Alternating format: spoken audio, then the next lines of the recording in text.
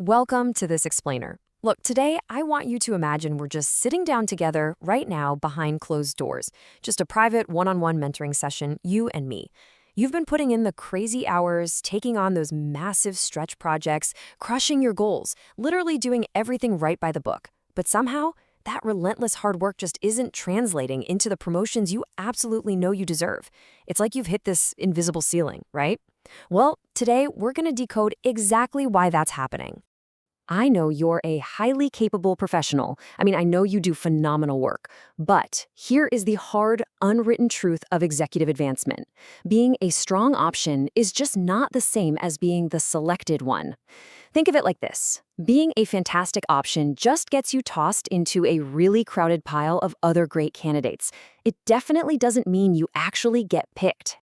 So, I'm going to ask you a pretty tough question.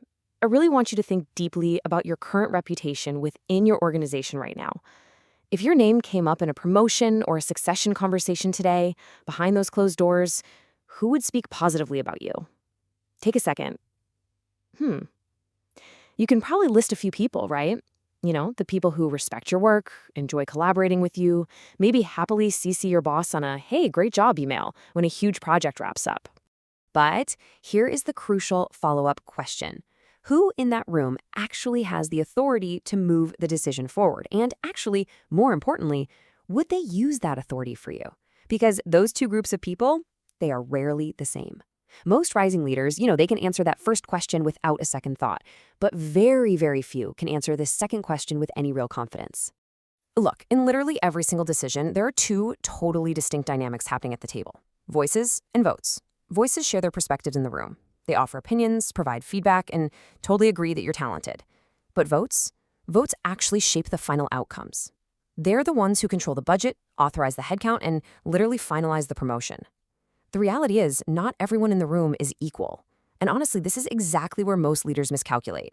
You've probably spent years earning respect and building up support from the voices, but you haven't actually secured the votes. Which brings us directly to what our source material calls this sponsorship gap. Now, what is this? It's basically the career-stalling void between optimizing for being talked about versus optimizing for being decided on. It's a deeply frustrating void, and it traps so many highly capable professionals just like you. You become incredibly well-regarded, you earn universal respect, but you stop right there. You get stuck because, you optimized for visibility, not for the final decision. Okay, let's dive into this a bit more, because distinguishing between these two concepts is an absolute game changer. It'll completely change how you navigate your career from here on out. Advocacy is a wonderful thing, for sure. It gets you mentioned, it creates a ton of buzz and momentum, and yeah, it feels really warm and validating. But sponsorship, that is what actually gets you chosen. It's the engine that converts all of that great momentum into real, tangible outcomes. Listen, advocacy feels incredibly good, but sponsorship is the required reality if you actually want to advance. Let me give you a really specific example of exactly how this sounds when the doors are closed and the real decisions are being hammered out. An advocate, or a supporter, will sit in a meeting, say, "Oh yeah, they're strong, they do great work," and then they immediately go right back to checking their phone.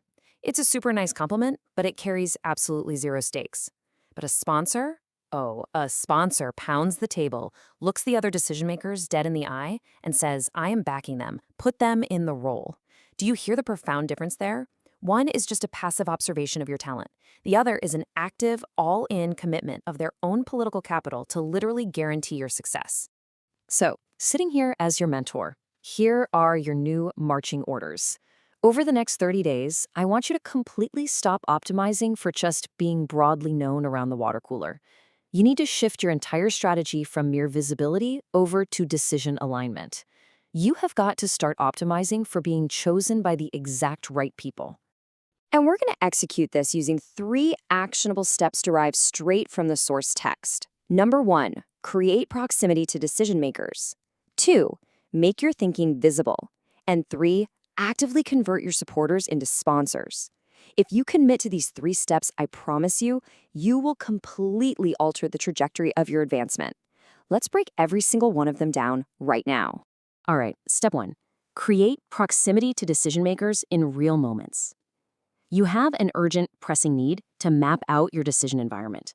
Don't just assume you have to actually know. You need to identify the votes, not just the voices. Who actually controls the outcomes here? Who holds the veto power over your next promotion? Who can actually accelerate a decision? Sponsorship doesn't just magically form over weekly email updates, right? It forms when they see you handle a sudden crisis or when you navigate a highly contested budget meeting with total grace. Those are the high-stakes, real moments that build real capital. Now, what's really interesting about this next slide is the profound shift in focus it requires. Step 2, make your thinking visible, not just your results. You see, hitting your targets and delivering outcomes, that's great, and it definitely gets you respect. But explaining your trade-offs, showing your judgment, revealing your actual reasoning under intense pressure, that is what earns ultimate trust. A senior leader needs to know exactly how your mind works when the standard playbook is completely thrown out the window. I actually want you to just take a second to let this reality sink in. Sponsors don't back what you did. They back how you think. Let me say that again. They back how you think. Your past results are honestly just the entry ticket to the room. They prove you're competent, sure, but to put their own hard-earned reputation on the line for you, a leader needs to know how you process complex, totally ambiguous problems. They have to trust your mind, not just your output. They need the absolute, undeniable certainty that when things go sideways, your judgment is rock solid. And then we move to step 3, shift those supporters into sponsors by making your impact absolutely undeniable.